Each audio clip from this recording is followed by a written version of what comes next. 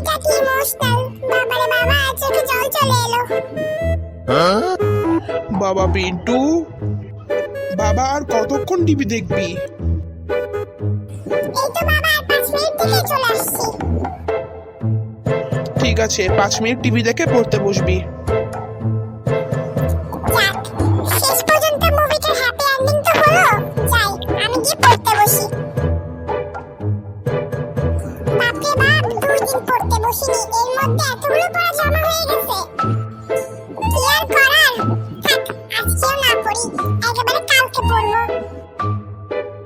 চিন্টুকে একটা কল দিয়ে দেখি, ও যদি আমার হোমওয়ার্ক গুলো করে দেয়। হ্যালো চিন্টু, কি অবস্থা তোর বন্ধু? আরে ভাই, এত রাতে কল করলি যে, পড়াটা নেই নাকি তোর? বন্ধু, একটা বিপদে পড়ে তোকে কল দিয়েছি, একটু হেল্প কর না। আমি আবার তোকে কি হেল্প করব? বলছি তোর স্কুলে হোমওয়ার্ক গুলো কি করা শেষ? হ্যাঁ শেষ তো, আমি তো অনেক আগে শেষ করে ফেলেছি। বলছি বন্ধু, আমার হোমওয়ার্ক গুলো একটু করে দে না। বাবারে, ঠাডা পড়েছে নাকি তোর হোমওয়ার্ক করে দিব আমি? এমন করে বলছিস কেন বন্ধু? আমি তোর বন্ধু না, একটু করে দে না। ইমোশনাল ব্ল্যাকমেল করছিস? যাক, তাহলে আমাকে কিছু দিতে হবে।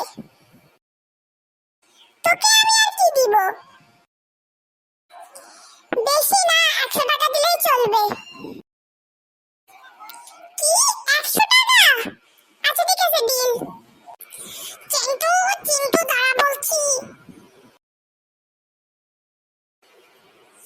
তুই হোমওয়ার্কে কি করেছিলি এগুলো, হ্যাঁ?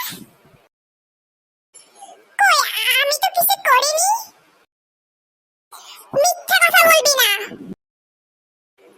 তুই খাতে ওসব কি লিখিস উল্টা পাল্টা? তোর জন্য টিচার আজকে আমাকে 10 মিনিট কান ধরে দাঁড়িয়ে করে লিখেছিল।